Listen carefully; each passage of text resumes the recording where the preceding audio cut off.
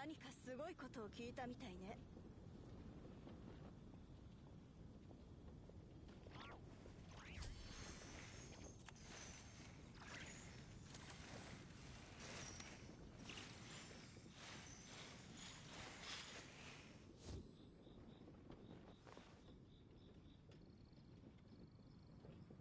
何かすごいことを聞いたみたいね。何か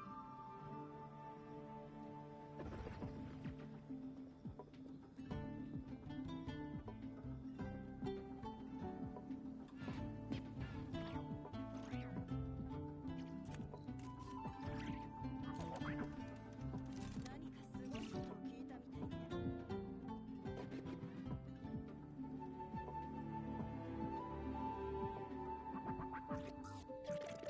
聞い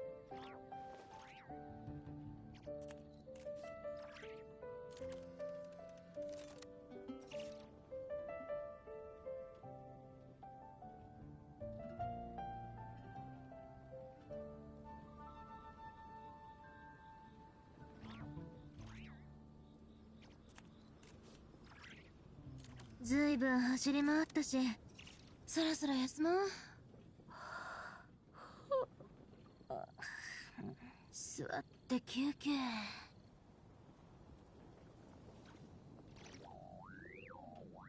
何かすごいことを聞いたみたいね。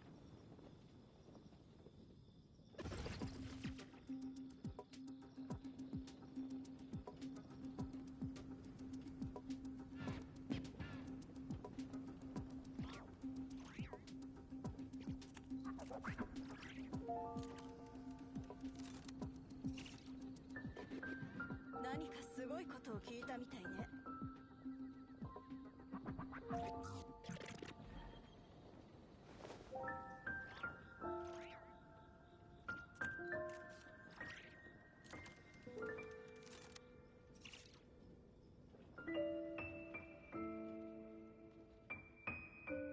まだ終わってない鍛造依頼、あと何件あったっけ？一つ、二つ。そんな多くないみたいだし、明日から本気出そっと。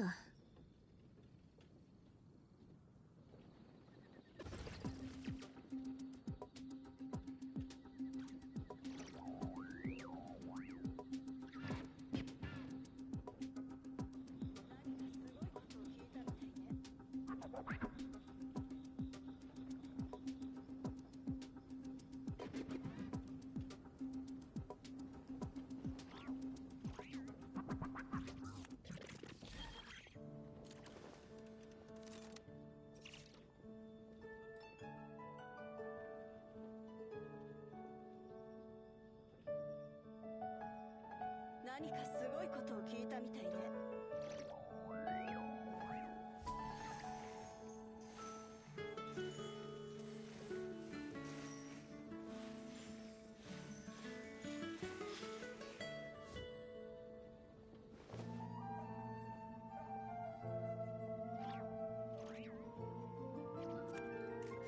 何かすごいことを聞いたみたいね。あっちゃー、ベランダの花がまた枯れてる。毎日水やりしてるのに。もしかして逆にやりすぎ？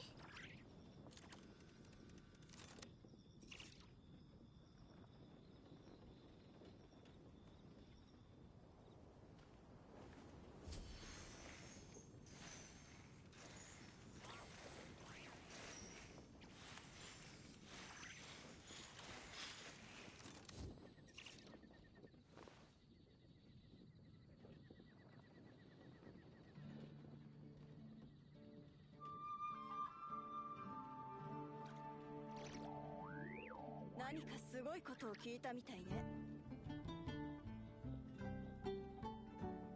ずいぶん走り回ったし、そろそろ休もう。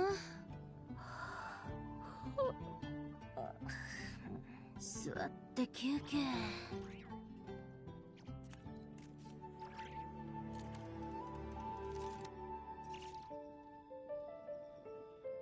何何かすごいことを聞いたみたいね。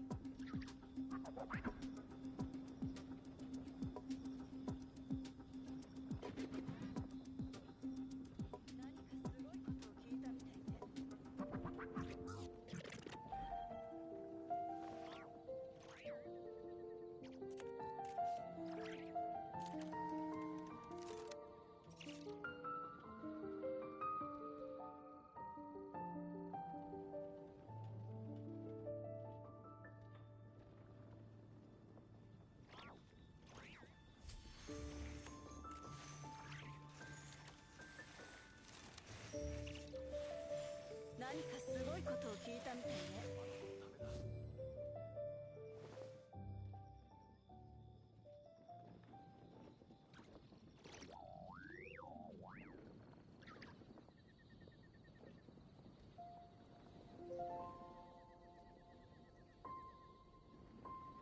あっちゃー、ベランダの花がまた枯れてる。毎日水やりしてるのに。もしかして逆にやりすぎ？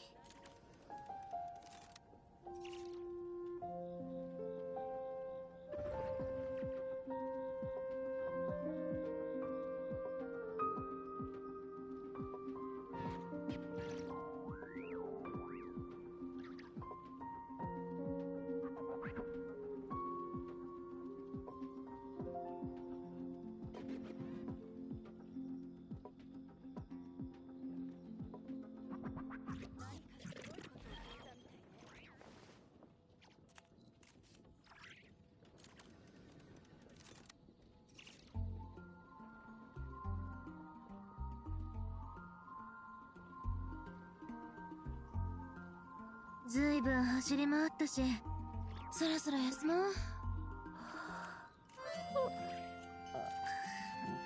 座って休憩。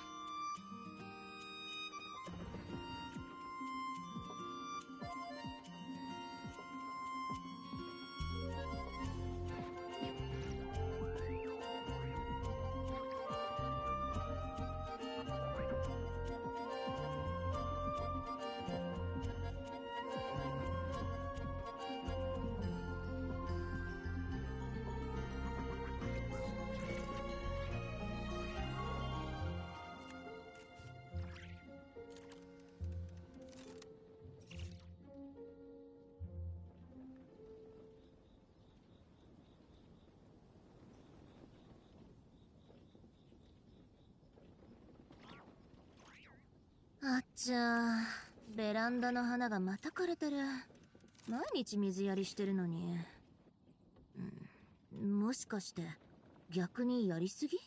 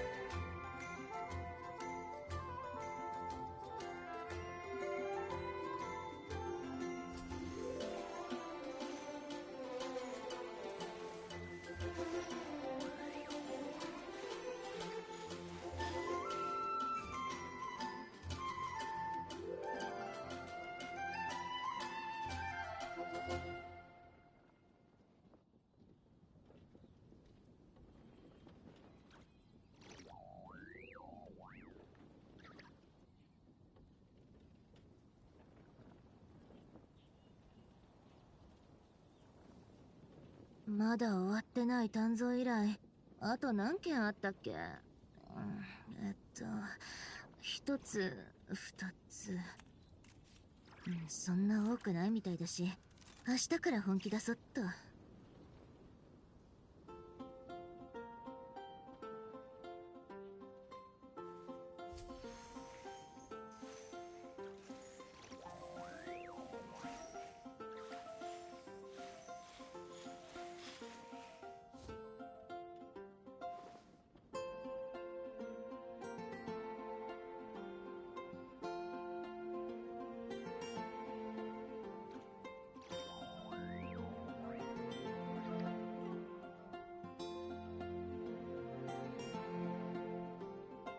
あっちゃー、ベランダの花がまた枯れてる。毎日水やりしてるのに。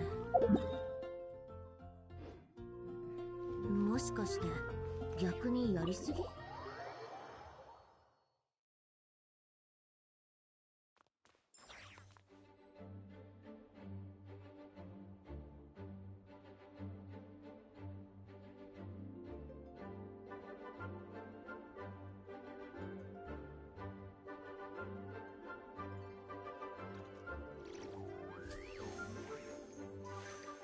屋内では大声を出さず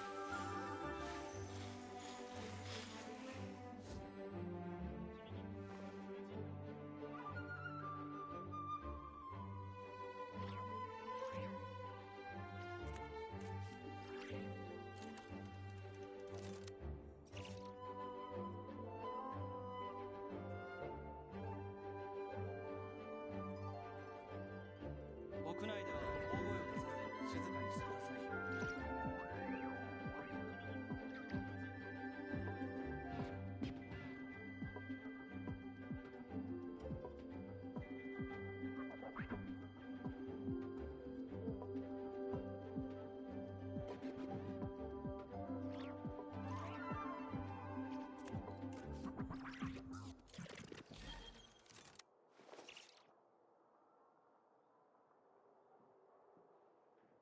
屋内では大声を出さず静かにしてください。屋内では大声を出さず静かにしてください。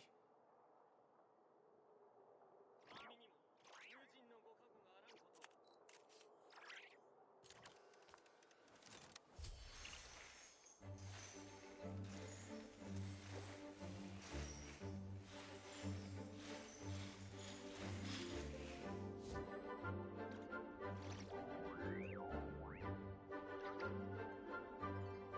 屋内では大声を出さず静かにしてください。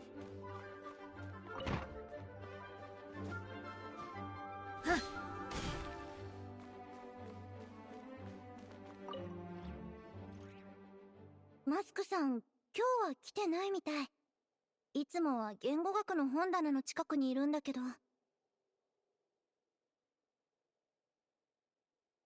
図書館のことに詳しいんだね。誰がよく来てるかまで知ってるなんて、記憶力がいいなぁ。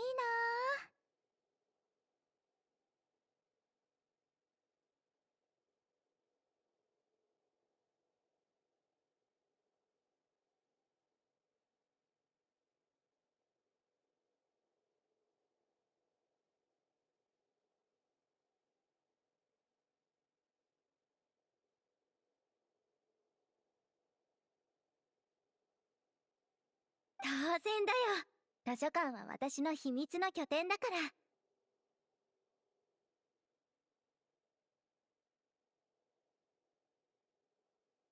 ら。どの本がどこに置かれてるか、誰がよく来るか。リサさん、私が初めて怨恨戦記を読み終わった時は、ちょうど今、特戦隊の人たちに手紙を書く時も、図書館に来てたしね。ここは快適だよ。リサさんはいいなぁ、おかしい。ご本。私の故郷では、図書館ってこういう感じじゃないんだよね。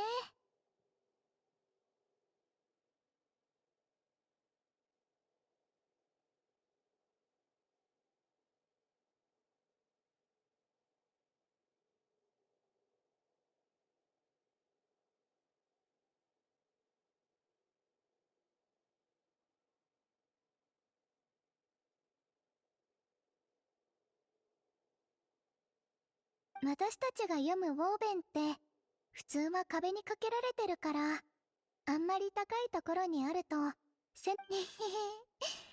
でも私はセガのそのうちみんなと一緒にウォーベンを読むのが習慣になって。ほんと？でも本を思わなかったよ。読むのが早い人はちょっと待てばいいんだし。その話で思い出したけど、実はある日用事があって彼女の工房に行ったら、ニペカちゃんがちょうど漫画を読んでたの。それでニペカちゃんとおしゃべりしてたら盛り上がっちゃって、ちょうど眠ったばかりだったシロネンさんも話に最初は静かにしてって言うつもりだったらしいんだけど、私たちがあまりに楽しそうに話してるから結局夜中まで楽しんで、シロネンさんは私たちの間で寝落ちしちゃったの。それ以来。いいなぁ。私もナタに行ってニペカに会ってみたい。うんうん。シロネンさんも絶対に喜んで紹介してくれるよ。でも気を落とさないで。ご両親と約束した。一緒に頑張っていい順位を取ろう。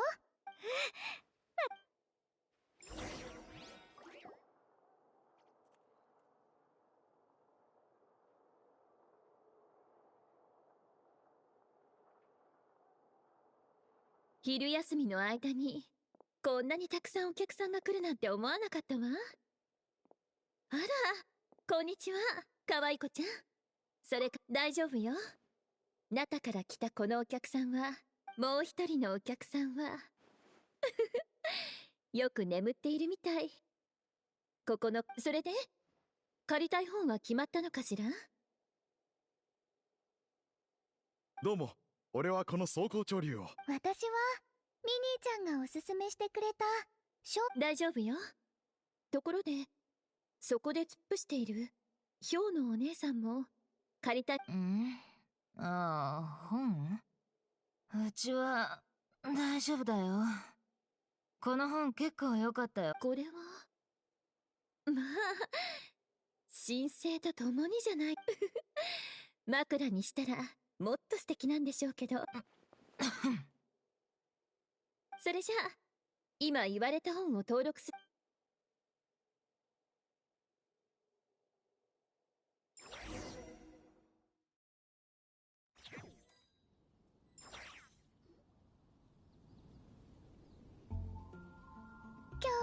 Guess how long they're supposed to be there, because it's like you're just checking out books to people who are like clearly non-native, so are presumably going to leave once the event's over. Like, obviously, you know, the assumption is you return your book before you leave, but it still is kind of a risky endeavor to be like, yeah, sure, I'll let you check out these books. Person who's going to leave in a few days, because like ideally you'd think, yeah, they finish reading the book and they return it. But if it's an actual book, not a comic. You know, it'll take a while to read, and if they're doing a bunch of other shit, will they be able to read it in time and leave? You know, read it in time and then return it. Or will they try to bring it with them? But, you know, I guess people are just generally trusting. And I guess presumably they got like her address, so if they need to figure out where it is, they can always go to them.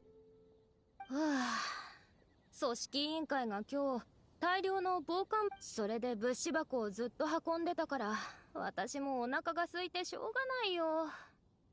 じゃあ鹿狩りに行くのは。そりゃいい。俺の頭の中は今。トレーニングの時また。Yeah, I assumed the second he sneezed, I'm like, is he gonna catch a cold and we're gonna have to like replace him? No, so Alrani's part of the. No, Minnie's part of the crew. Alrani's part of the. Yeah, Alrani supposedly doesn't know how to have any good fitness, so yeah, it would probably be us, right? We would have to be replacing him. それじゃあ行こう。後で熱々の。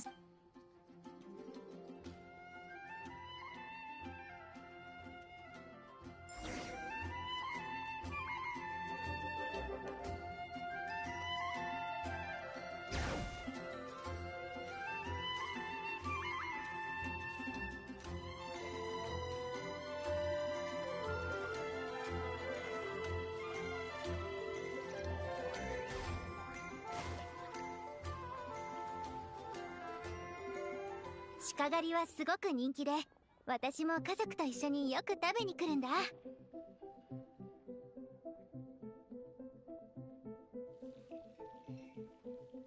でもあんまり広くないから。ちょっと残念だけど、ここ最近はよくみんなで集まってるし。隊長の目は早速メニューにいい香り。ミートスープに海鮮の匂いもする。ご注文はお決まりで。どうしようかな。午後のパンケーキを30皿、完熟トマトのミートソースを、それから獣肉ハリケーンを30人前。30. So I think meat NATO is the sandwich. How many 30 sandwiches do you? シュトルーデルを20人前と、他に何か頼む？足りなかったら後で追加してもいい？うわ、バレさん。Oh, I see. She's ordering for all of us, of which she'll probably eat like 90% of it. 大丈夫ですか？大丈夫。絶対残さないから。わかりました。お腹が空いたら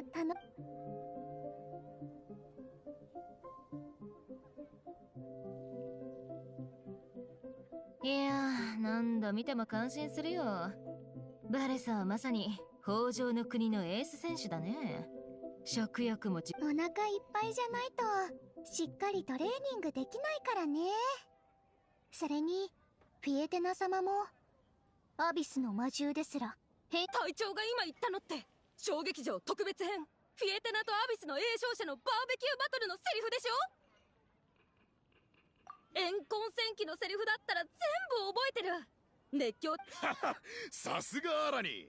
あの話は実際あなたにいたらアビスの怪物とフードバトルするなんて想像もできないぜ。まあ別の世界線なら可能かもしれないけどね。こんな奇想天外なストーリー。Yeah, because like, did the abyss creatures even eat in the conventional sense, right?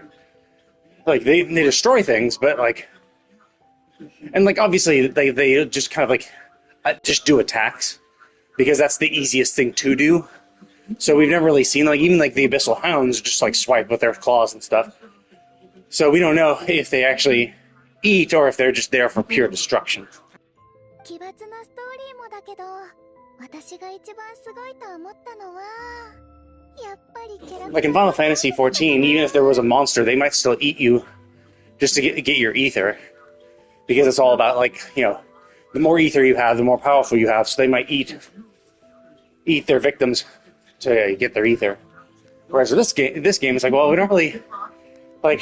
Are they just trying to spread the corruption, spread the abyss power? Are they infecting anything they attack with abyss? And maybe once the abyss corrodes that creature, it absorbs whatever power from it, or absorbs its abyss power back. Hard to say, right? Like, we do know that when we're hit by the abyss hounds, we get this like corrosion thing which eats away at our health. So it's like, you know, is it just corroding us, or are they absorbing the health that we are losing? You know, hard to say. I mean, I'm probably thinking too much into it. 歴史上の伝説に基づいて怨恨戦士フィエテナを作り出したこのフィエテナが最も好きなことの一つ、それは私には無理だと思っている人にそれは違うと突きつけることよ。これフィエテナ様。ちなみに今のは怨恨戦記第3。アラニさん、補足ありが。ミニーちゃんは怨恨戦記の中で、私はやっぱり夢をアビスの怪物が無限に湧いてきて完全に消滅させることは永遠に不可能でも、フィエテナは試しもしないでなぜ無理だと。それも怨恨戦記第3。夢のためにまっすぐなフィエテナ様は私の中で一番かっこいい What a 英雄 nerd. なんだ。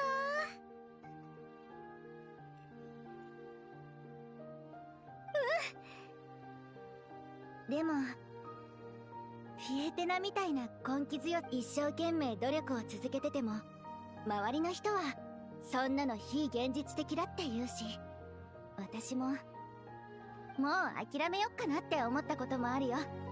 書くのをやめたら気が楽になるんじゃない？ I mean, you say that, you're like, oh, my life would be easier that way. It's like, okay, but like you literally admitted that that drawing and handicrafts are like the only thing you're good at. So how much easier could your life be if you do something that you suck at, right? And more importantly, even if, because like the only thing that would be easier is that you get less people denigrating you, but like they still might denigrate you, right? Because it's like, sure, I gave up on this thing because all these people said it's unrealistic and bullshit. But then you go to a new job, right? And if you're not good at it, you could still be insulted for doing a poor job at your for doing a poor job, right? So it's like you're not even guaranteed to get away from the negative comments, especially if you're moving away from the only thing you're actually good at. And then of course it's like, sure, you might do this, but she herself like presumably likes it and enjoys doing it, right? So it's like you're doing something you enjoy doing. And then you're giving that up. So not only will you always have the regret of just giving up the thing you like doing, and now you're working a job you're maybe not good at, maybe still being insulted because of doing a poor job because you just don't excel at whatever skill that job entails. Just to make other people happy, which might not even make them happy because they don't give a shit, right? Like only you care about yourself to that degree. And to be fair, like I assume some of the people saying these things are her parents, right? Her parents want her to live a good life, and they just think that she wouldn't be able to support herself. So maybe she does have a few people who might be saying these things, but actually do care for her and just wants her to live a good life. But the problem, of course, is like, well, what is a good life? It's like just doing something you're not skilled at, that you don't enjoy doing for the rest of your life, going to make her happy? Probably not, right? Chances are not. Now, of course, it could be the kind of thing where she finds new joy in a new skill, perhaps. Yeah, but unlikely, right? So it's obviously stupid to stop doing it. But of course, at this point, she's already like doubting herself. And that's the problem. It's like, well, once you started doubting yourself, you're kind of fucked, right? Like, you need to have the dedication to continue, right? To be like, no, I want to do this. The fact that she can't even like definitively say, no, I really enjoy doing this. Like, でもいざ手放すとついつい絵のことを考えち oh, ゃう okay. Yeah, so it's like, 居酒屋でベーコンを買ってる時も so you already know that's what you want to do. So if that's what you want to do, what you should do is just make it work, right? That's like the only reason you're getting people saying it's unrealistic, you should do something else, is because you aren't successful. So the best way to shut them up would just be to be successful, right? But I do get the biggest problem here is a lack of confidence. She lacks confidence in herself, so that's why she takes other people's words to heart. And realistically, you should just stop that. You should just be like, nope, fuck these people. They don't know me. They don't know the world. It's also like super tough too for some jobs that are like relatively niche, right? Like I guess the equivalent these days would be like, what if you're a VTuber avatar modeler, right? Like, or what if you're a person who designs VTubers, like the VTuber models, right? Try explaining that to your parents, right? When your parents are saying, hey, get a job, you're like, yeah, no, I have a job, and let's just, I mean, I don't know how viable it is as a job, but let's say you actually do make good money from it, right? Decent, like if you're making like 100+K for doing a year for doing these things, right? Clearly that's enough money that's a real job amount of money. You can clearly live off that kind of money. So that is a real job. And it's also one that you can do like forever for the most part. Obviously, yeah, like there's going to be because it's one of those things like you don't age out of, right? You can still do this. Now, you might run into problems later, obviously, when if your brand, your style goes out of style, and you no longer get the commissions, then you're kind of fucked. And I understand, and basically the point that parents kind of make for this shit is that, like, sure, you're doing this and you enjoy doing this, and hell, you might even be able to make money now. The problem comes from, well, what happens when this job runs out, right?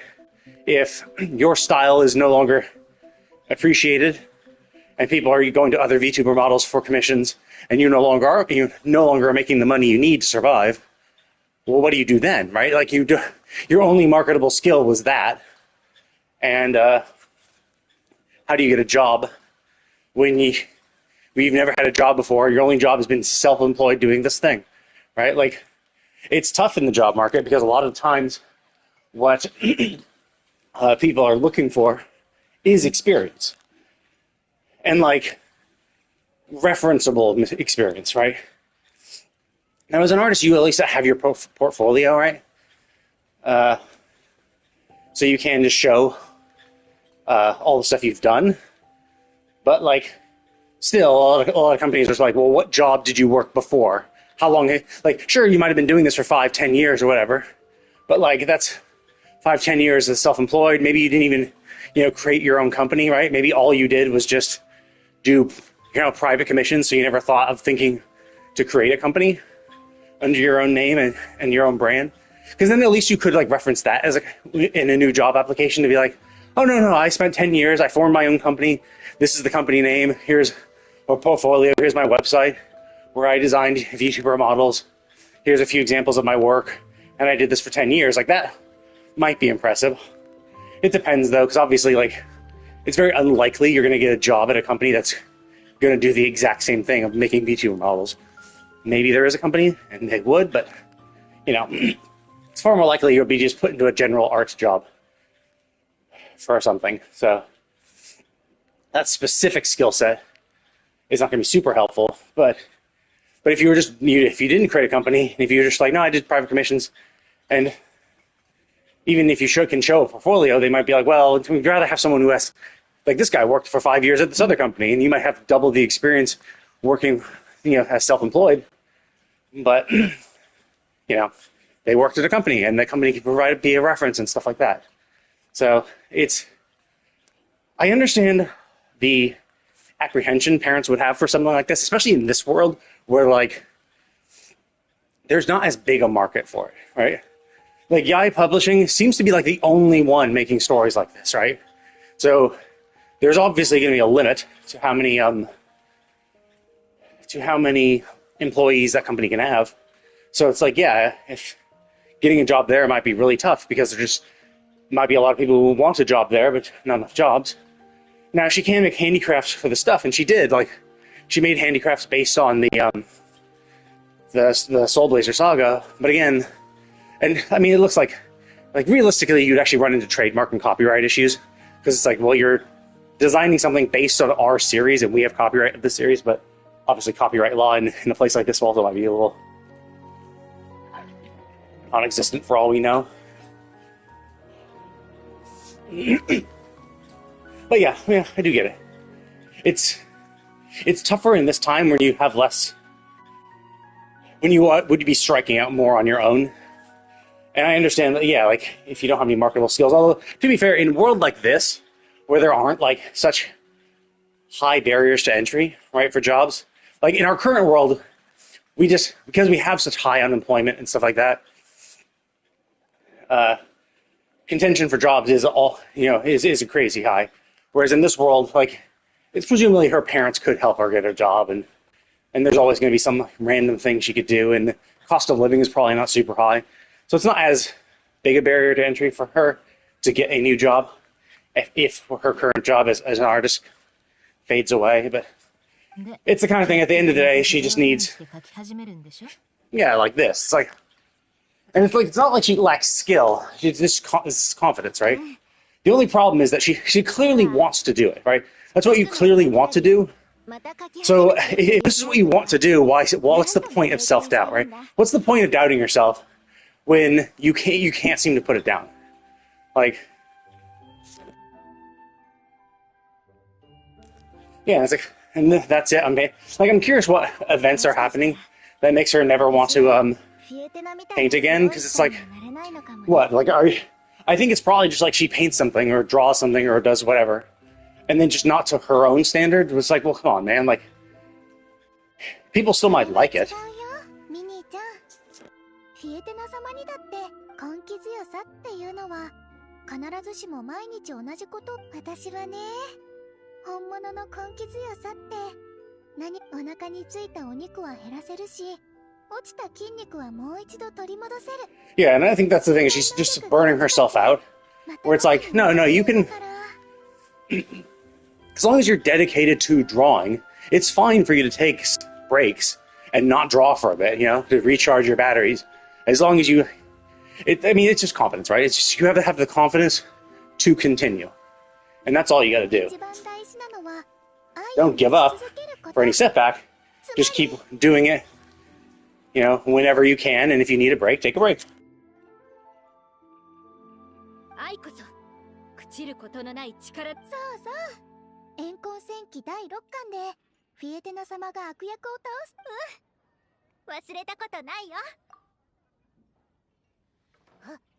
ちょっと待った。バレサ、お前の近くにみんなで話してる時だよ。フィエテナ様のことを話しながらだとお肉がずるいぞ。みんなで一緒に食べよ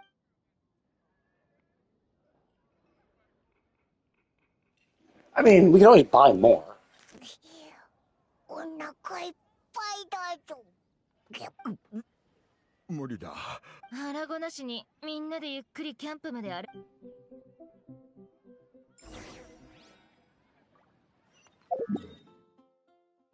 Oh, okay. We actually gotta walk. .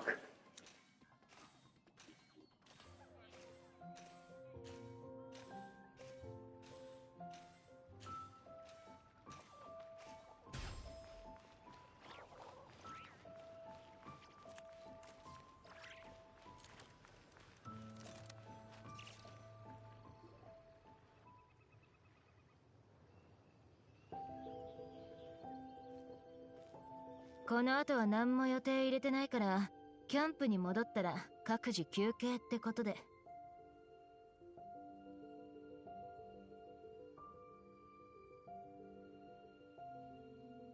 かった。お腹いっぱいでちょっと眠かったんだ。あれミニどうしてこんなとこにいるんだ。ずっとさ。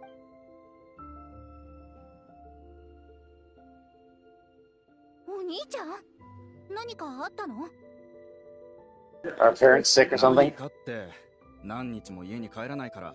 私、 Oh, it's her brother. That might have been a 今日 butler. は友達とトレーニングに行ってて、さっき数日後に大会があるから雪山のキャンプでトレーニングに参加するってお父さんお母さん。おいおい、父さんと母さんのことを分かってないな。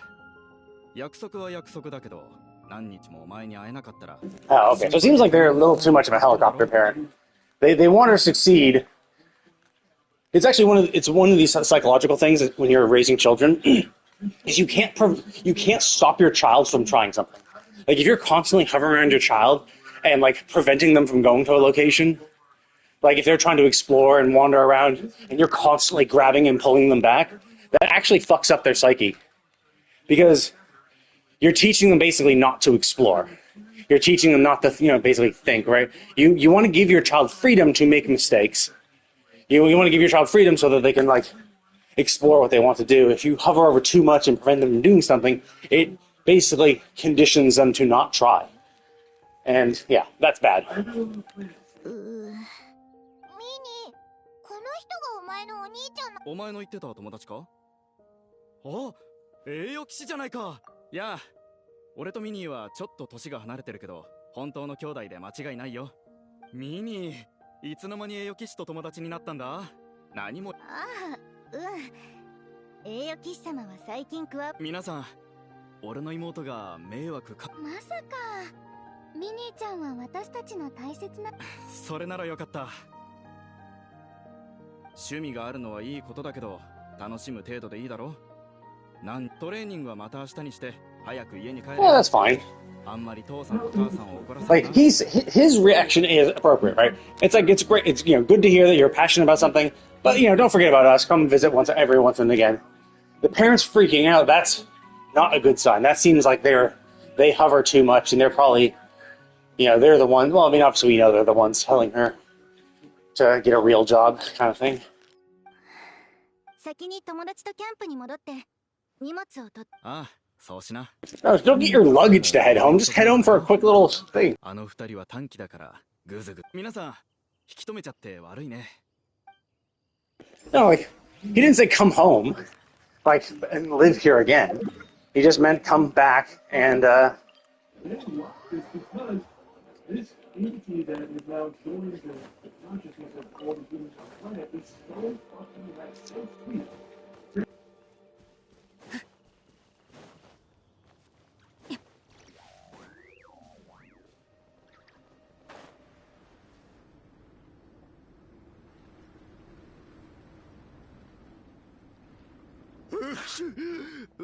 この気温、やっぱりモンド城の中はまだ暖かい方なんだな。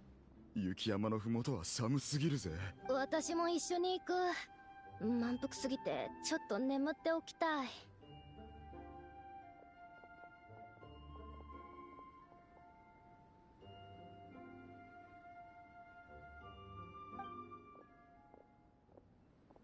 あ、私も荷物を。ミニー、この子ったら探したのよ。お父さん、こっちから来なければ家に帰らないつもりだったんでしょ。ほんの数日だと思ってたのに、どうしてずっと帰ってこないの？ That was a couple of days. So it's like a few. So it's a few days longer. Also, it's like super weird because like, didn't the brother just show up? Yeah. So this is. I thought they would just be berating her at home, and the fact that they still even showed up, it's like, dude, these are really like they love too much, and it's just like, dude, you gotta fucking like chill a little bit. Let your daughter fucking breathe. 言ったでしょ。しばらくこっちに。確かにそうだ。でも、家に帰って寝るとも約束しただろう。ほら、家に帰ろう。わかった。みんな、今日はキャンプにと。おい、明日も来るつもりなのか？ミニー、いい加 Yeah, 減 it's に like, しなさい。 do you not understand? Like the marathon hasn't even happened, you fucking moron. What the fuck are you talking about? This is getting too much. Like, what do you fucking think a marathon is? Like, the event hasn't even happened, and you're just like, whoa, wait a minute, still tomorrow? It's like, yeah, no fucking shit tomorrow. It'll go until the fucking marathon happens, you moron. こんなに長いこと友達と遊んだんだし、もう十分小さい頃。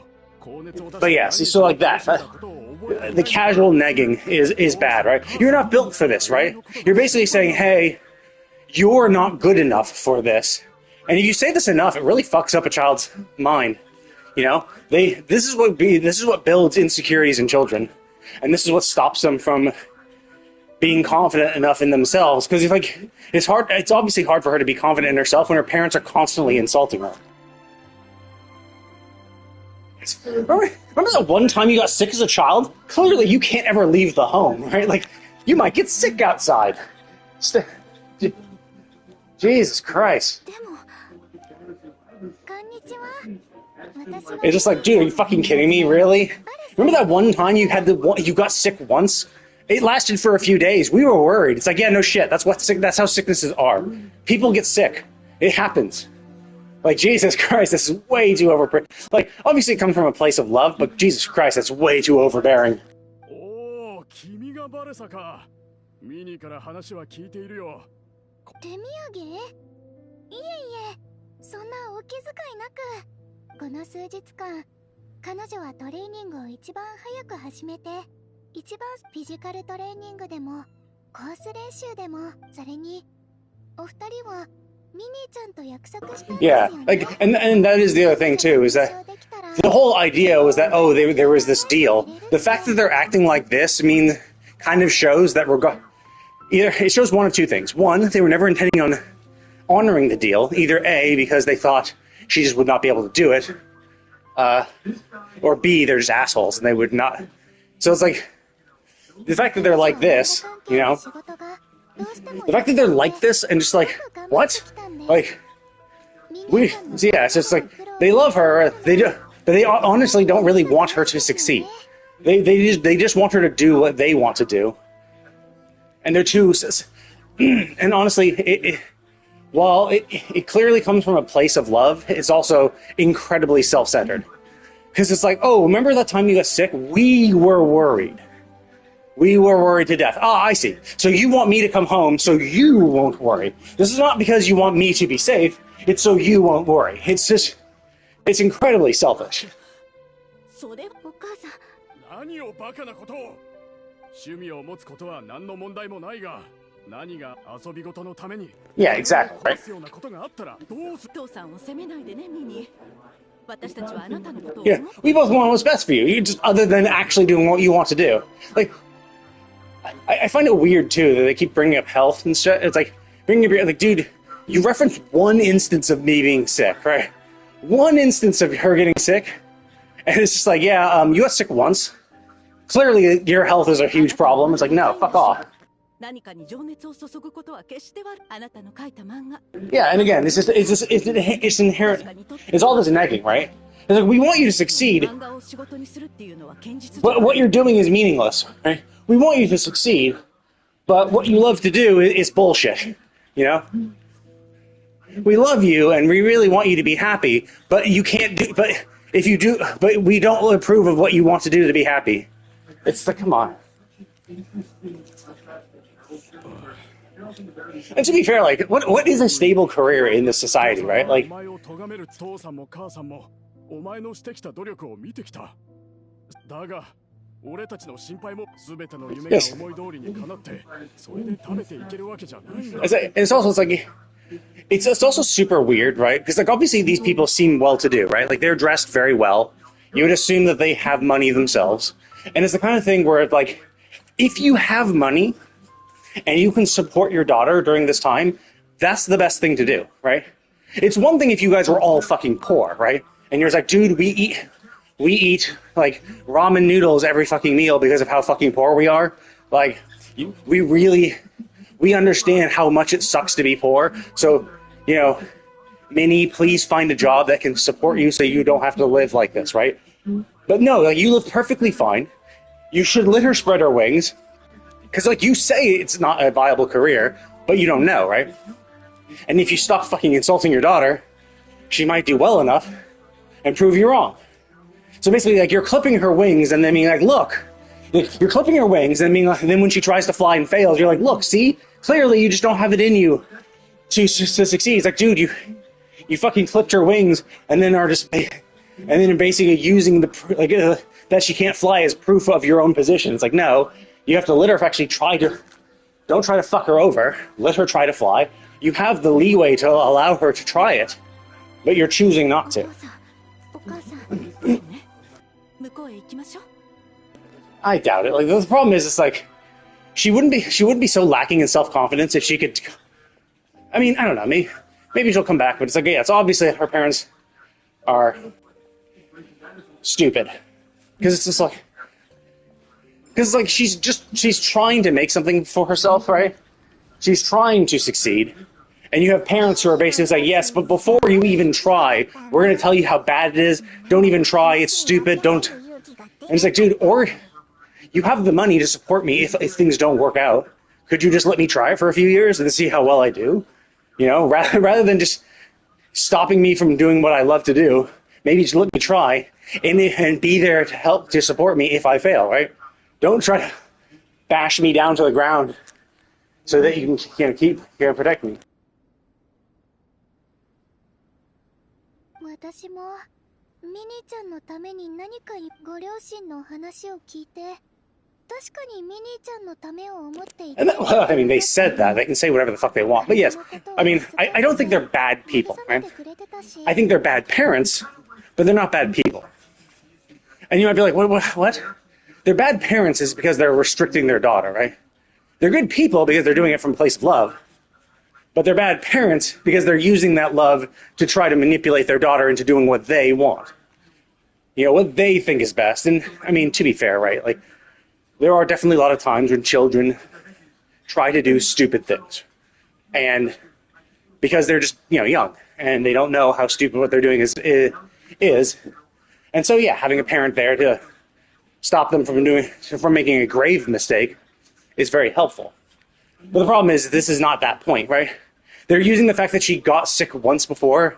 Now, maybe she has a history of health problems. Like, maybe that's it, right? Like, we don't know. I don't think Minnie ever really said anything like that.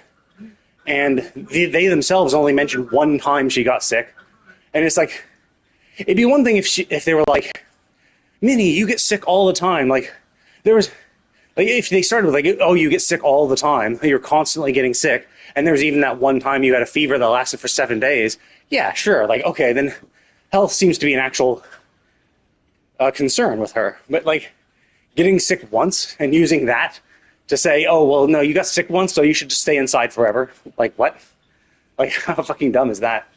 でもどこか間違ってる気がするんだそれご飯を食べるときも眠るときもでもミニーちゃんのご両親は彼女に会いに来彼女のことを大切に思ってる口ぶりだったでももしこのまま彼女が大会に参加させてもらえなくなったら、 It's also like, sounds like they don't want to let Minnie take part in the contest. It's like, at that point, it's like, dude, fuck them. Just like, dude, you literally agreed. You literally agreed. Fuck you. It's not, like, you can't fucking go back on your words. Like, if you go back on their words, who the fuck's ever gonna trust you? It's just so bullshit where it's like, まさかニペカに頼まれて持ってきたこの本当は最後にミニーを驚かせたかったんだけど、ミニーの両親を笑わせることは無理かもしんないけど。is it gonna be, is she gonna show off the thing is she gonna show off the, like, はいはい、また帰ってから話。ああ、二人ともちょっといい？話したいことがあって。君は is she gonna show off the thing that she created? And she's gonna say, look, the thing she created was insanely popular in Natland. She can clearly make a career for herself there. 大会のことならちゃんとミニーは参加できるよ。ただしこんなたわごとはこれっきりにするよ。 Yeah, and again, like, worthless pursuits. Yes, we want her to do what she loves, but we're gonna say it's a worthless pursuit. It's like, dude, well then you don't, obviously. You don't want her to do what you love if you're constantly insulting what she loves. 別に You know? よその家の事情に口を挟むつもりはないよ。で、ミニーが心にわだかまりを抱えたまま参加したら、それと娘が夢中になってることをたわごとなんていうのは、 Exactly. さっきも言ったように、オタクの家庭事情に口出ししたいわけじゃない。でも、ミニーの師匠として、うちには生徒。ミニーの絵は確かに素晴らしいさ。だが、さっきも言ったように、趣味は趣味、仕事は仕事だ。I mean, obviously, we know in the modern world that's total bullshit, right? Like, that's literally what streamers are. You know, influencers, they make the money off of just having a couple of fans, you know? So, but I mean, I do get it, right? Even in the modern day, if you go to your parents saying, hey, I want to be a YouTuber or a streamer, they're probably going to be like, what? Well, why don't you get a real job? Hell, even current streamers, are told that. Even if they're successful, so you don't have a real job type thing. So it's understandable. In a world like this, with the infrastructure to support people financially through purely artistic endeavors is not in place, yeah, sure. But it's also the kind of thing, so you acknowledge her talent. It's like, hey, she has artistic talent, but she's just choosing to use it in a stupid way because I don't understand. And it's one of these tough things, right? It's just like old people don't understand what young people's interests because, they're not interested in it and they don't care to learn, right? この手紙を見て。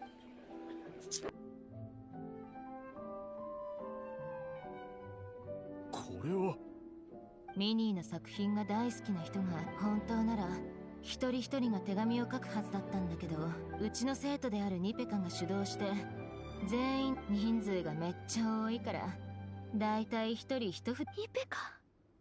ごめんねミニー。サプライズのために大会が終わってちょっと急を要する感じだった。 But yeah, so basically this is basically trying to prove, look dude, shut the fuck up. She doesn't have a couple of fans, she has a fuckload of fans, and she has enough that she can support herself.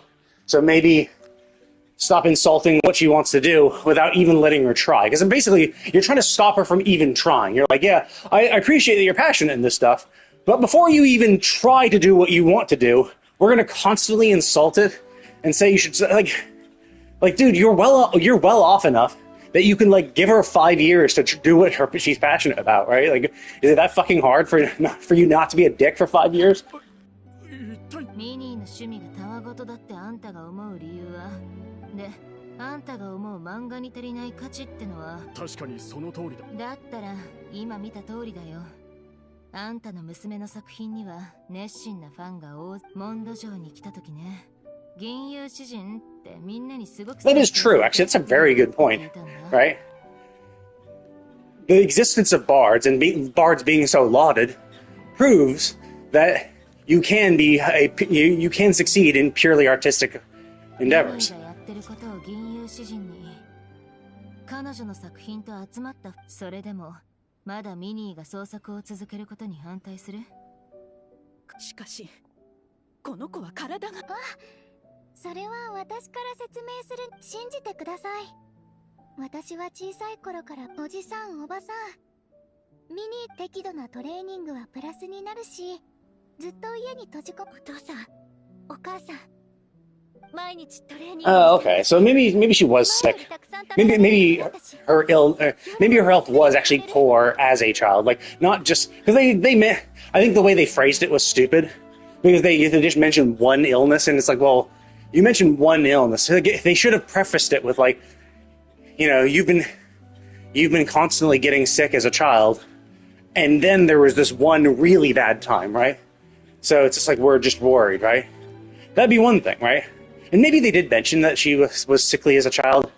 I can't remember, but yeah, like that's how you would phrase it. Because like they just come up with saying, yeah, you were sick once, therefore you can no longer leave. It's like, dude, are you fucking kidding me? Like everyone gets sick once. You guys were sick once. You know, you guys probably had a bad fever. ミニー、お前は大きくなったし、お前が毎日のように読んでいる漫画のことも。Yeah, exactly.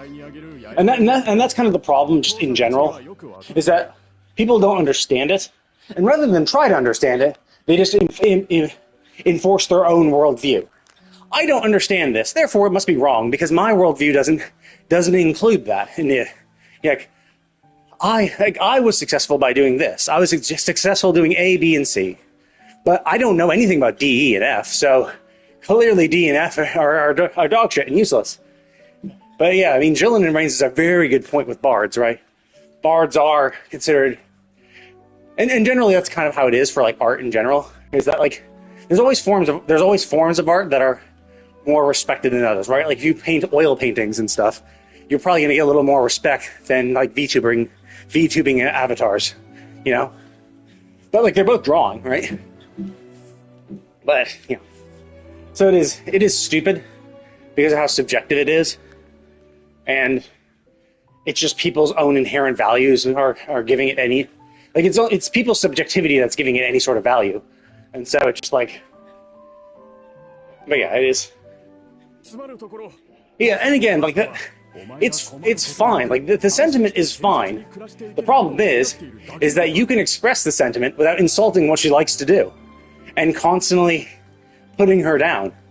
You're saying all you're saying constantly is you can't do this. Like, not like, not really you can't do this. You can't succeed when you do this, right? You will never be successful if you do these things. You can only be successful doing our things. Don't do this because of your health. Don't do this because of the, when you hear constantly don't do this, it really wrecks your self-confidence.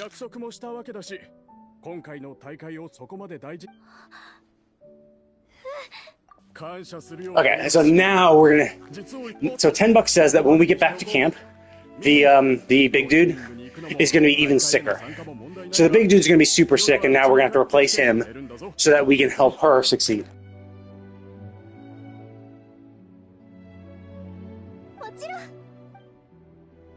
Yeah. Oh, why are you collecting your luggage? Well, I mean, I guess if the luggage you brought was for sleeping stuff, but even still, it's like I still think you should leave, because like you're gonna do training out here. You're probably gonna have a change of clothes.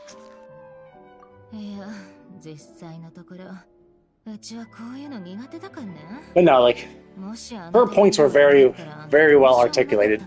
I mean, like she is the adult of all of us. Like Varesso is far too childish and doesn't have a good perspective of things. Jillian is very, very smart. And an adult, so she can come at it from a correct perspective.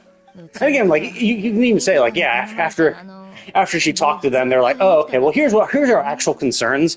We're just worried about you, blah blah blah. And it's like, yeah, but like the way you expressed yourself all the time before was just like, you're sick, you can't do this. It's not a successful career. Stop wasting your time. It's like, yeah, maybe don't say all these negative things and just kind of express your positive emotions of you're concerned about her health, and you'd like to do this and that, yeah.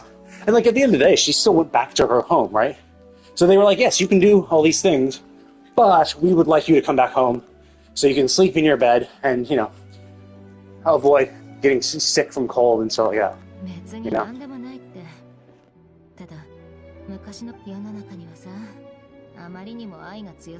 Oh, yes. That's actually a really interesting callback. So this is basically, not really Nepecha's parent, because he really wasn't technically her parent.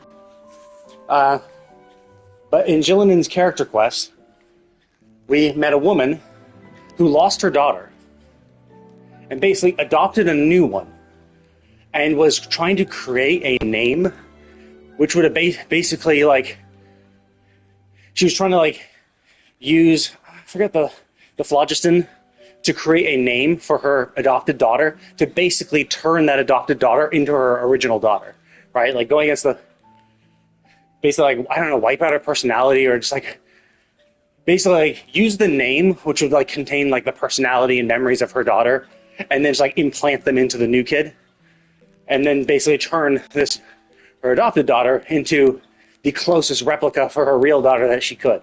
Obviously, super fucked up, you know? But I believe that is what she's referencing. And that adopted daughter is Nepecha. And so obviously we stopped the mother, and now Shinlin is basically kind of taking care of Nepecha at the moment. Yeah, exactly. Oh yeah, they're not that extreme. Like Nepecha's adopted parent was trying to, like, literally wipe out her personality and replace it with her daughter. These parents just want, I mean, to a degree, they are trying to, like, change her personality, but they just, like, if she did something that they approved of, they would be totally fine. Like, if she was just naturally, if she didn't want to draw comics, as an example, if she wanted to draw something else, maybe her parents would like it more. Like, if she wanted to be a portrait artist, maybe they would understand that. Basically, the problem is because she wants to do something they don't understand, that they think that she's wrong. They're like, well, we don't understand this. We have no frame of reference. We don't know how successful you could be because we don't know anyone, and we never were successful in that way. We don't know anyone who's successful in that way. Therefore, they must not exist. And that's basically the human condition.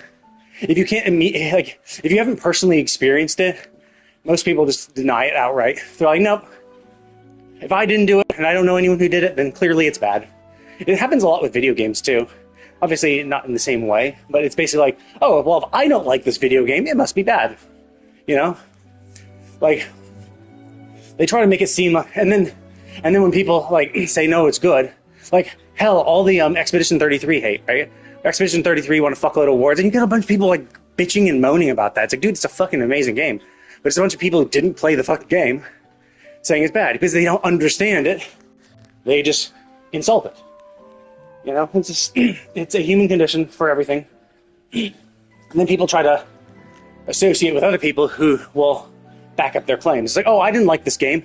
Like, I think there are a lot of games where AAA goes too far and they make it, like, too woke, and it gets, you know, I would say, well, I'd say a little, sometimes the backlash is a little too overblown, but I would say it gets backlash and deserved backlash. But then there are other games like Ghost of Yotei, right? Ghost of Yotei has a female main character, and she's not super attractive, and basically her character model is done very well. So basically, she's not super attractive, so then her character in-game is not super attractive. And then she's a woman, so, like, that's one thing. So just having a female main character will definitely off-put some people anyway, especially since the previous Ghost game had a male character. So you just are going to get the people who are like, I don't want to be a female main character, fuck you guys, you're bad, you made a bad game. And then added onto that is, oh, she's not super hot. Yeah, you made a bad game, right?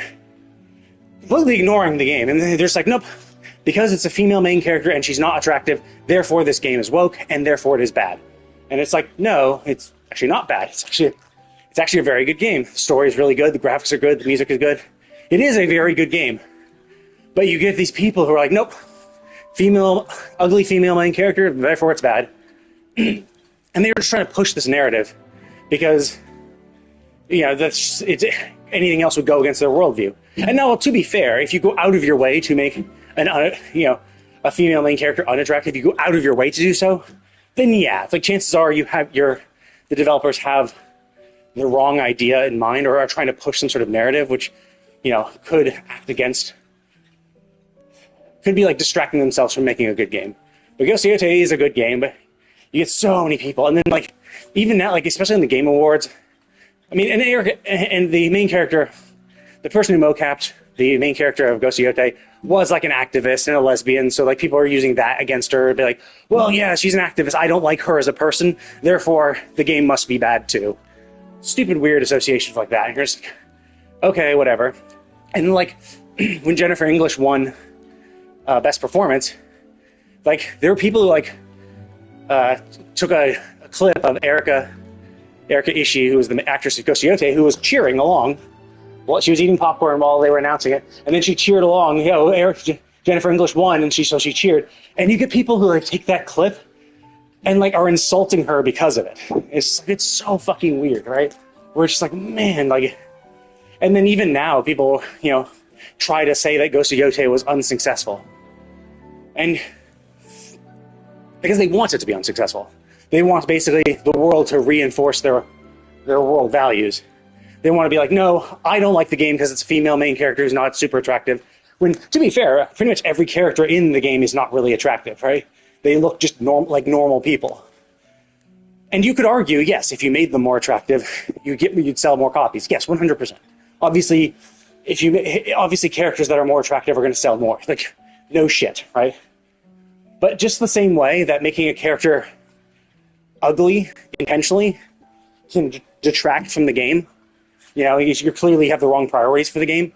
Artificially making them attractive is the same thing, right?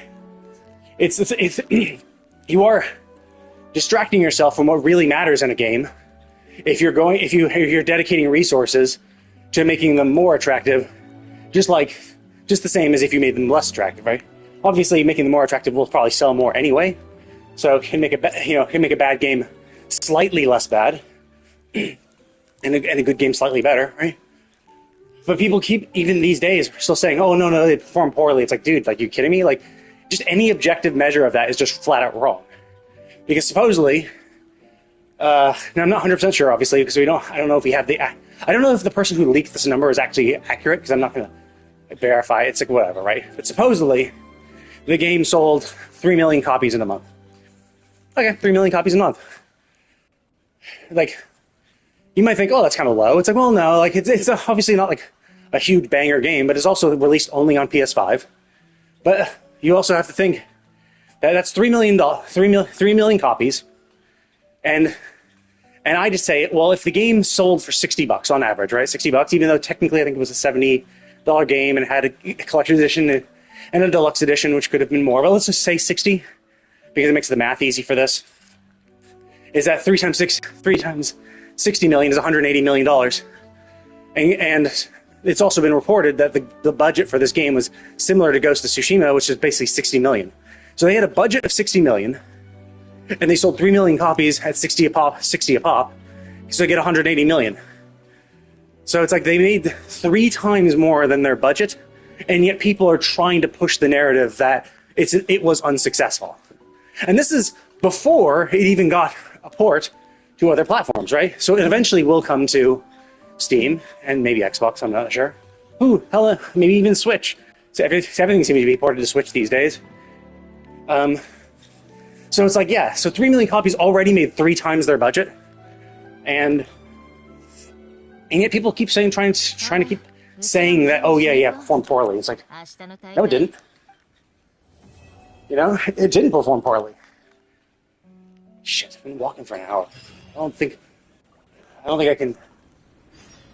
There's no way in hell doing the last quest is going to be short. So it's just some random side missions. Actually, not Wind Trace though. Fuck that. What's this one? But yeah, so it's sad, you know, how stupid people are. And how much they try to like back up and justify their worldview. Hell, I even argued. Well, not really argued, but I proved someone wrong. So basically, people who like their own game like their own game. That's fine. You know, you like your own game. Oh, this is a combat one. Like you like your own game. Oh, it's down. Okay. Like, it's fine to like your own game.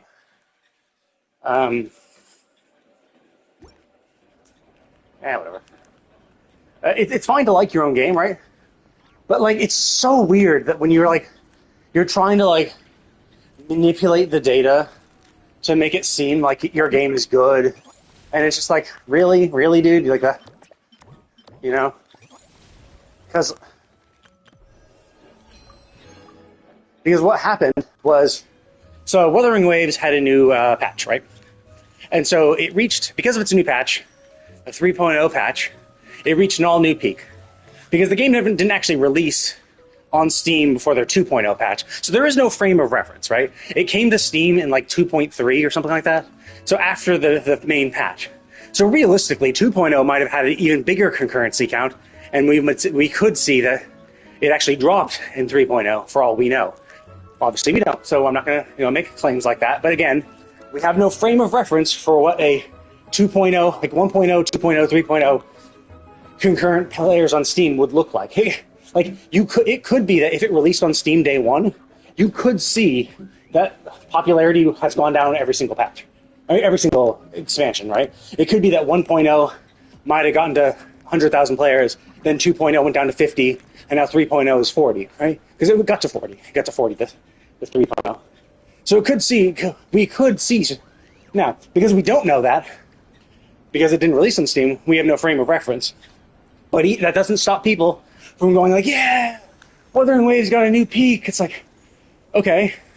And honestly, it was only a few thousand more than just a regular patch. Like there was I think another patch, like 2.3 or 2.4, where it got to like 32,000 or 36,000, something like that. Relatively close to 40. So not like super crazy. So even with this patch where everyone's going to be logging in, you still didn't like double those numbers or anything like that. But regardless, that's not the point. The point is, obviously, a Wuthering Waves defender trying to prove that their game is good and prove to the world that they were correct in liking and playing this game, goes on and gets a clip from Steam, SteamDB, for the concurrent player count of Wuthering Waves, Dispatch, and Expedition 33, and shows the current player count, of Wuthering Waves is higher than Expedition 33. And obviously Dispatch. And Dispatch, it's like, I don't even know why you included Dispatch. Maybe they were close to each other in the ratings. I doubt it, because Dispatch was like both of them were in like the 20s or 30s or something, or maybe they did it when Wuthering Waves was at its peak of 40, and like Expedition 33 was only like 33,000 at that time. And Dispatch was like 8,000. So like, I don't know how you arrange the charts so Dispatch would appear with those other two games, because like clearly it's not for, you clearly weren't taking a chunk out of that, but or maybe it was trending games or something. But it's like, it's crazy that you even include Dispatch, because it's like Dispatch is an 8-hour game. You can finish everything in 8 hours. Well, in one play session, right? So the fact that it still has 8,000 players is insane. When you can beat the game in 8 hours, you could literally beat it in one day and be done. Now obviously there are other play styles. You can make different choices and there are slightly different endings. But generally it's just like, it's an 8-hour game and you're done. Like, whereas Expedition 33 is like a 70 to 100-hour game, depending on, well, maybe 50 to 100-hour game, depending on how much side content you do.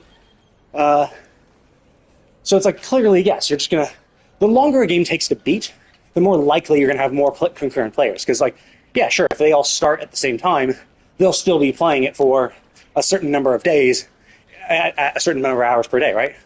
So obviously you're gonna get more concurrent for longer games, assuming it's a popular game. Like Baldur's Gate 3 still has a fuckload of players, concurrent players, because it takes fucking ever to beat. And then it's incredibly replayable. So even if you beat it, it's not like Dispatch where like the replayability is relatively limited. You can make some different choices, and it makes some slight differences, but not something huge. Whereas Baldur's Gate 3 has huge differences, and that's why. So not only is it a long playtime, but a variety of classes can make how you approach even the same ending different. And in fact, even co-op is definitely another thing. And Wuthering Waves. So basically, the point is, Expedition 33, 50 to 100-hour game. So yeah, you're gonna have a lot of people on it more. You're gonna have more concurrency than a game like Dispatch, which you can finish in 8 hours. Wuthering Waves is pretty much the same. It's a live service game that basically compels its player base into playing every single day, which will keep up concurrency just generally, because you have to log in every day to spend your stamina and get your resources, and then there's events all the time. So it's like gacha games have artificially high concurrency because of the things they do to compel people to play every single day, for one. So it's like, it's not really a great comparison.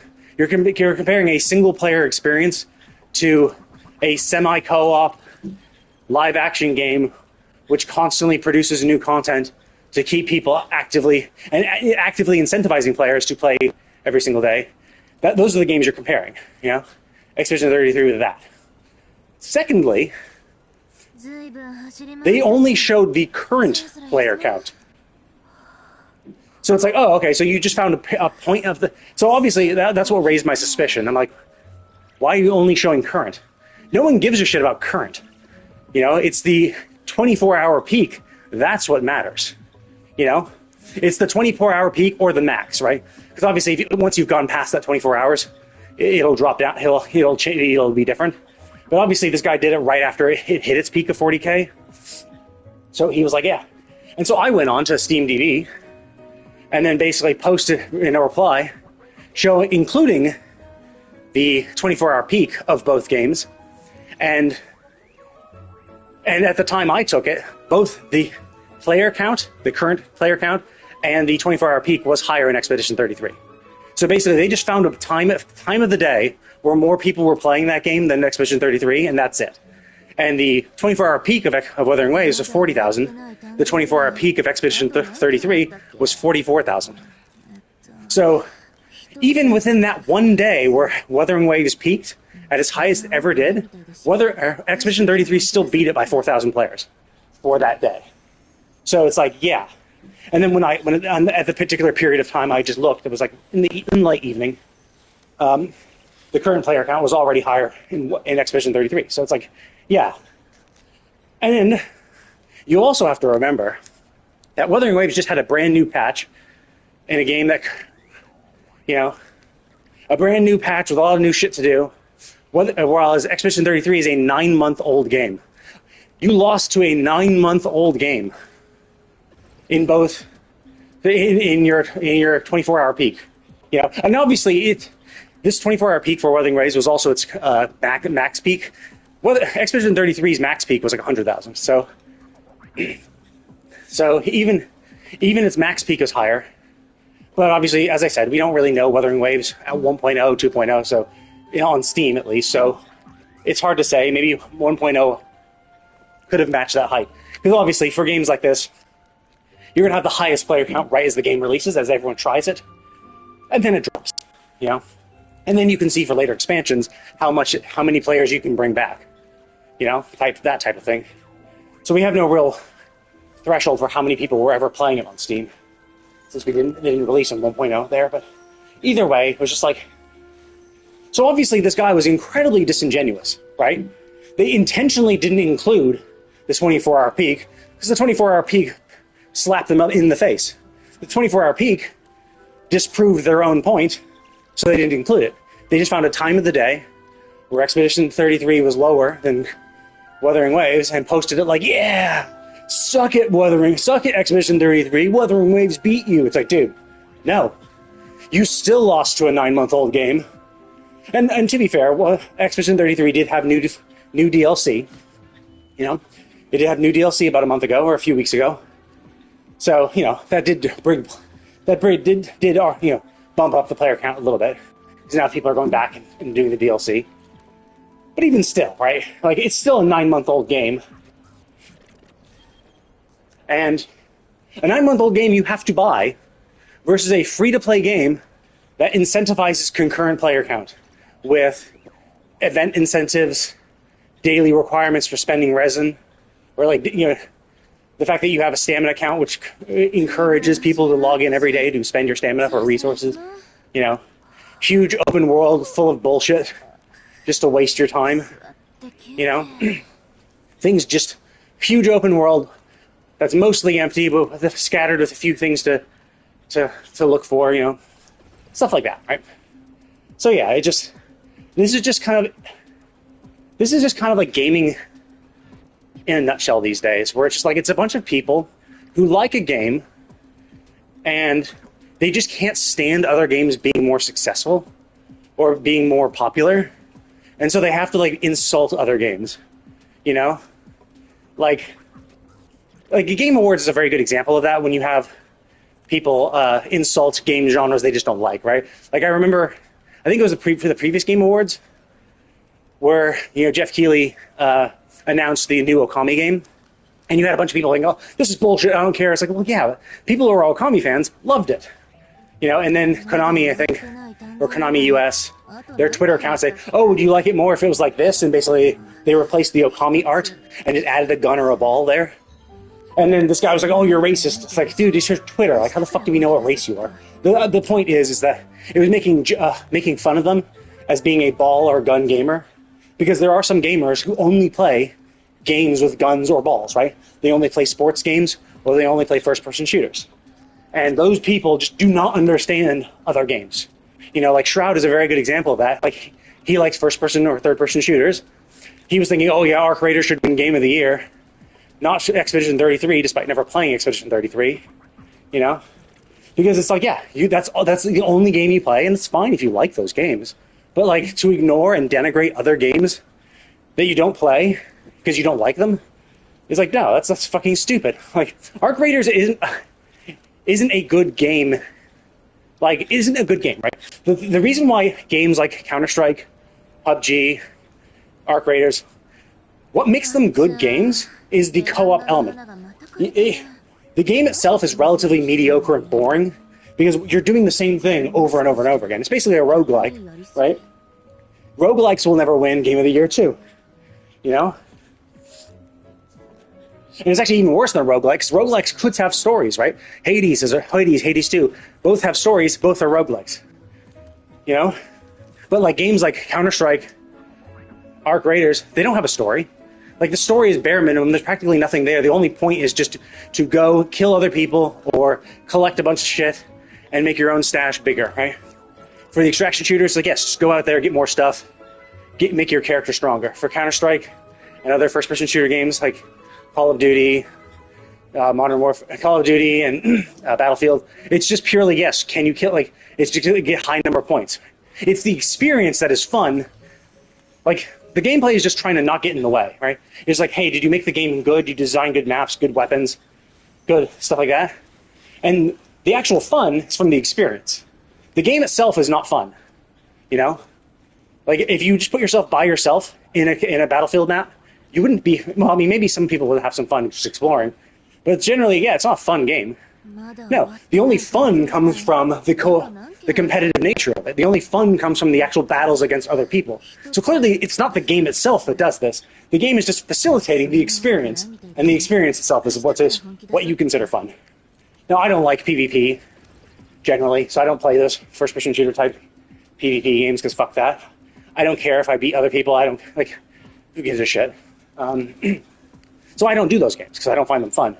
I understand why people like them, but it's just like, if you just objectively look at the games, they're not good. Like, all they are is just... Actually, it's down there. All they are is just, they're just like the same thing over and over again and over again, right? Like, at least Marvel Rivals has, like, introduces new heroes, so it's like, okay, cool, like, it makes it a little more fresh, because you can try out a new character or something like that. But, like, Battlefield, no, you're not getting new characters, you're not getting new guns.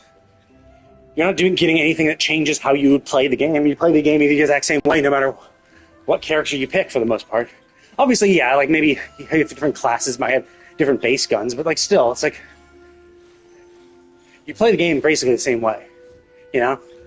And it's people, like, maybe fucking around trying out something new that makes it more enjoyable for them. But generally, you know, most people play them the exact same way, and it's just boring, you know? So to say that Arc Raiders is better than Expedition 33 is fucking stupid. Because Arc Raiders is only fun because of the co-op experience. It's the experience that is fun, not the game itself.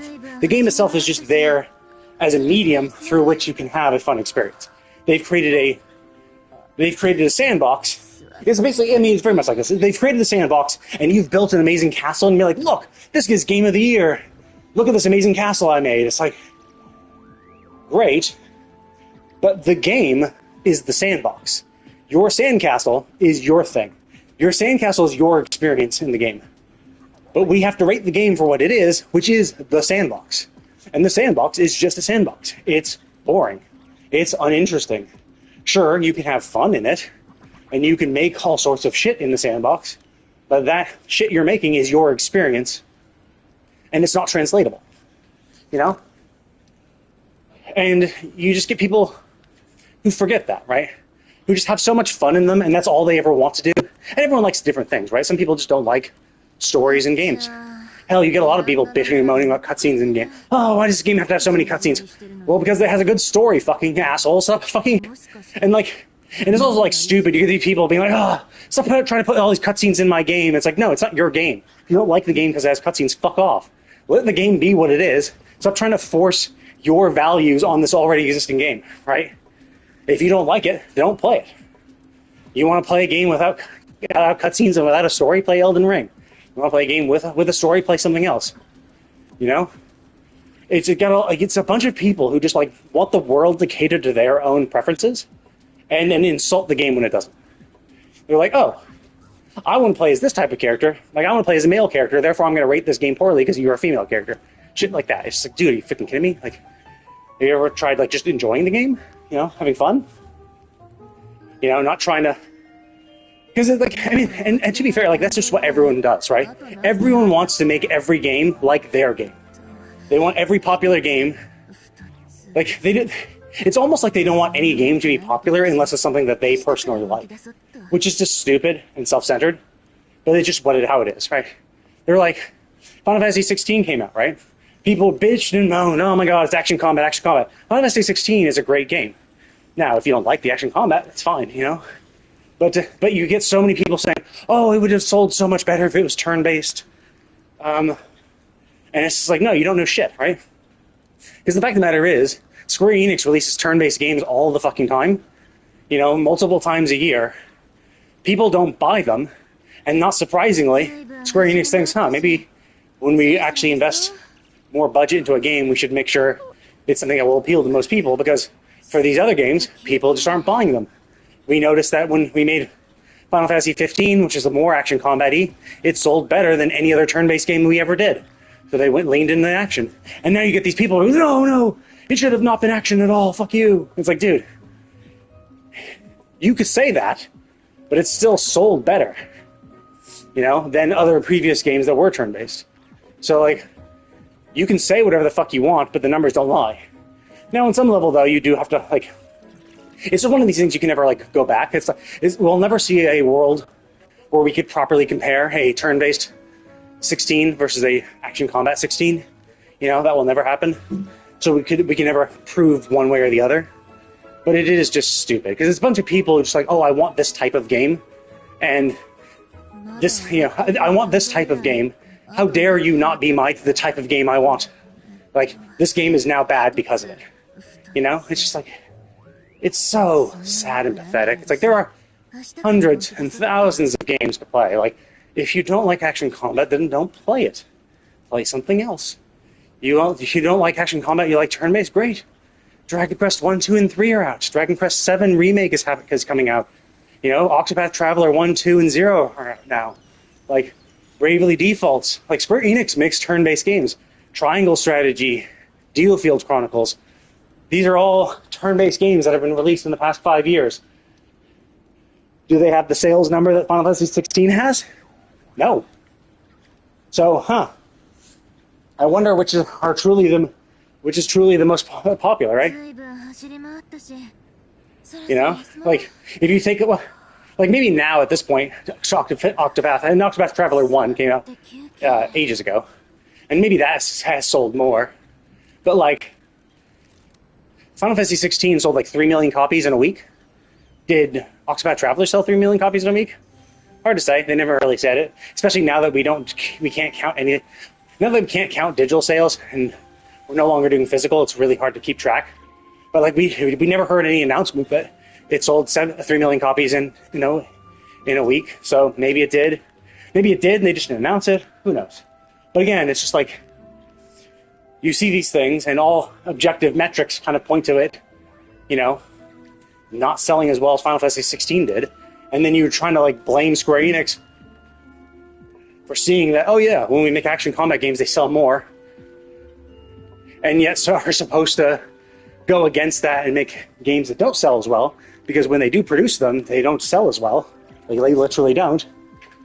Like, hell, a lot of people aren't even aware of Triangle Strategy or DioField Chronicles. And I mean, to be fair, I think that both of them are like turn-based strategy games, akin to Final Fantasy Tactics.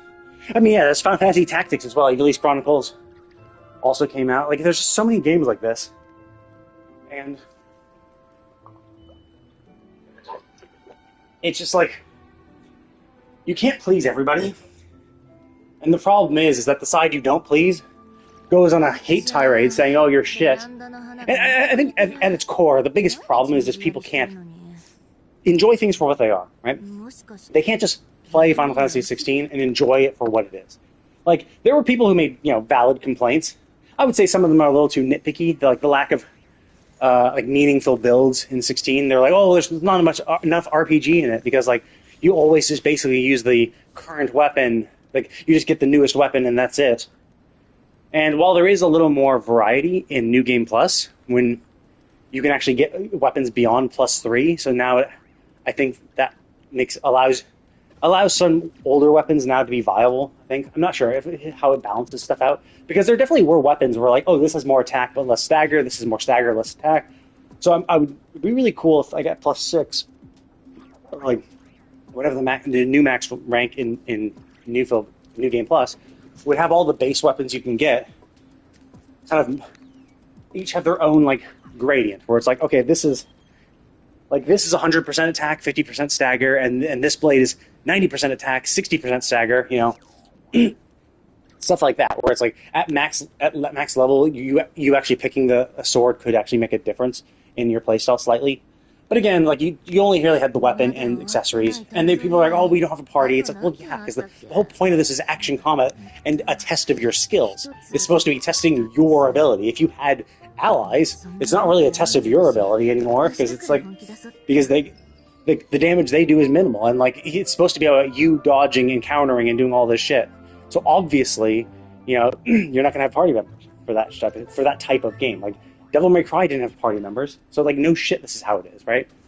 So some of it is unrealistic expectations of like not being able to be other party members. It's like, well, yeah, of course you can't, because Clive is the one who has all the icon powers.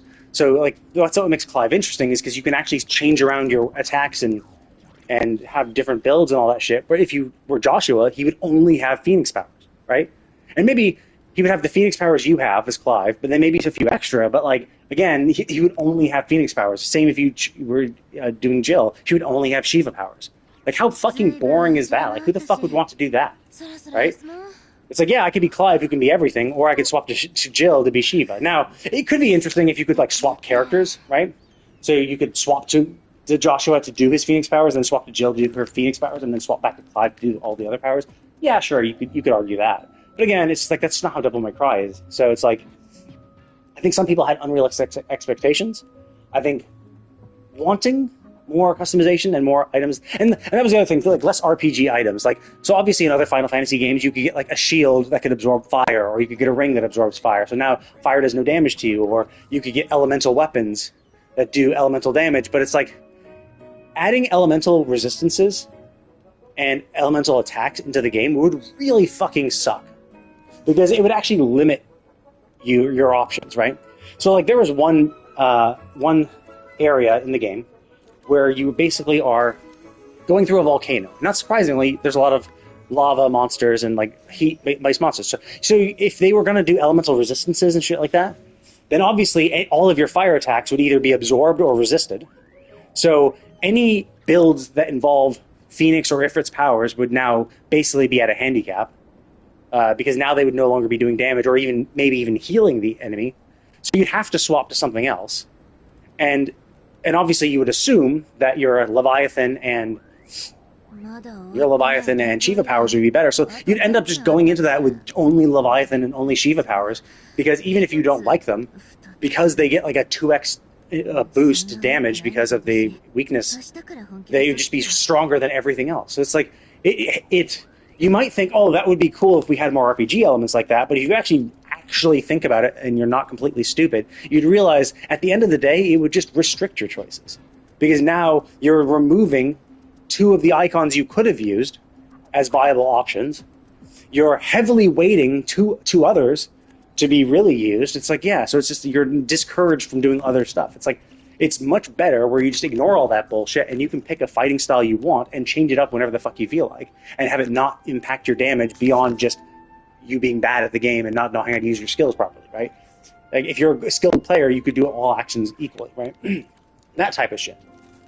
But people don't understand that. They're like, no, like, other games had this, and it's like, yeah, but other games had reasons for that, right? Like, Final Fantasy VII Remake and Rebirth allowed that. They allowed adding elemental to your weapons and having enemies have elemental resistances, because you can, like, pause the game, essentially, mid-battle to kind of think about what actions you want to do, and you can equip a variety of things. Like, basically, when you go turn-based, that's the way to make it more strategic, right? Oh, yeah, in a turn-based battle system where it's like, yes, they're going to hit you for the most part. Like, in old turn-based ones, it's like, yes, your party's on one side, the enemy's on the other side. You're just sitting there, and you will be taking damage.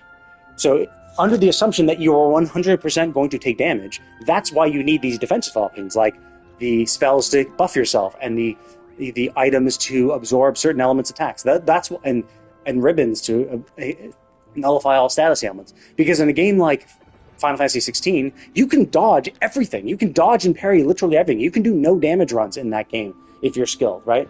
So it's like, what's the point of defensive items when if you're skilled, will never take a hit in your life? You know, what's the point of absorbing fire when you can just dodge everything anyway and dodge and counter, right? Like, there's no point. So that's why it's so fucking stupid. And you just get these short-sighted people being like, no, we should have more RPG elements. Like, no, actually adding more RPG elements would take away from the game.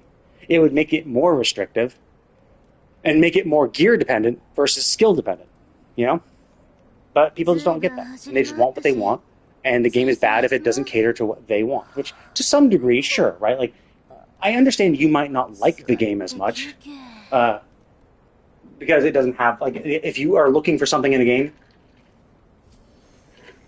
and the game doesn't have that something, yeah, sure, of course, you're not going to like it as much as a game that has that something, obviously.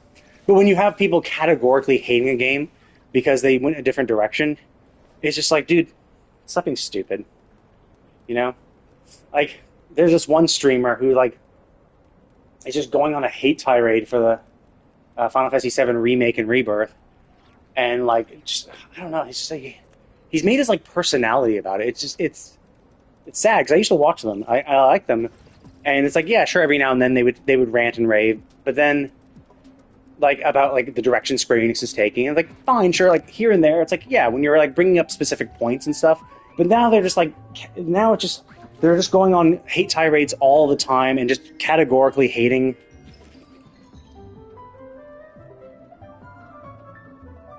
Oh, wait a minute. Fuck.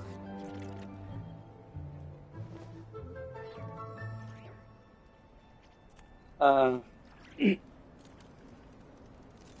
yeah, so now they're just going, and like they just constantly bring it up, and it's just categorically hating. It's a hating for hating's sake, where it's just like, oh, because it's not because it's not the exact same as what it was, because it's not exactly the same as the original 7, therefore it's bad. It's like, no, like it's not trying to tell the exact same story. It's trying to tell a different story, but just set in a similar universe.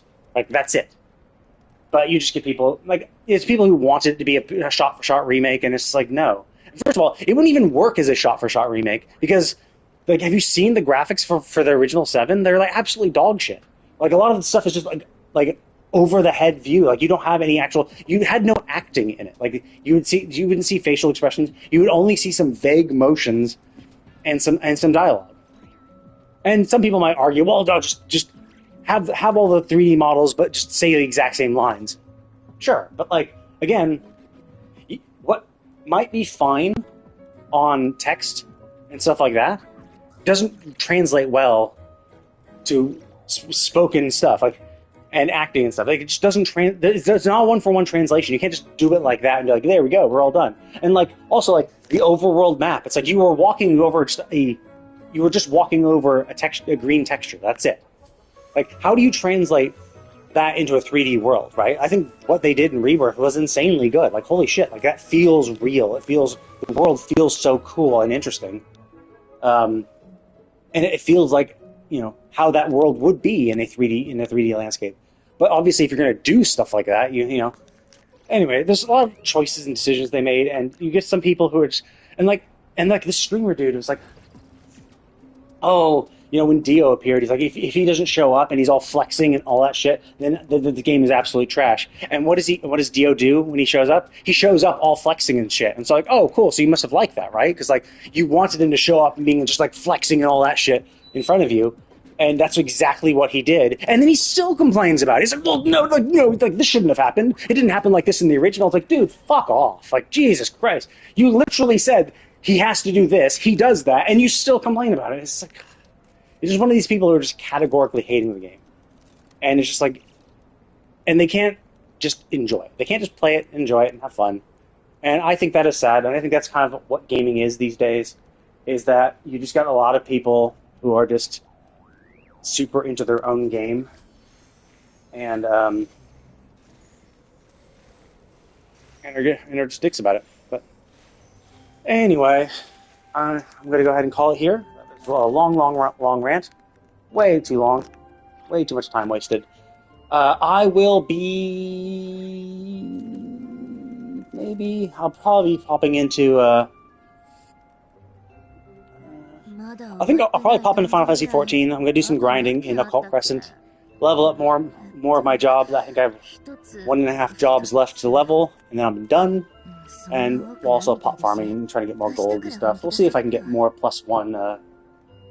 Actually, yeah, if I get more Aether Spun... If I just need... I just need 1 more Aether Spun gold. Actually, no. I need 4, sorry. I thought my caster was all +2, but they're only actually plus... They only have 3 +2 now, because I'm just missing Aether Spun gold. I have enough Sanguinite to max them out at +2, but I don't have enough to, I do not have enough Aether Spun gold to do it, so...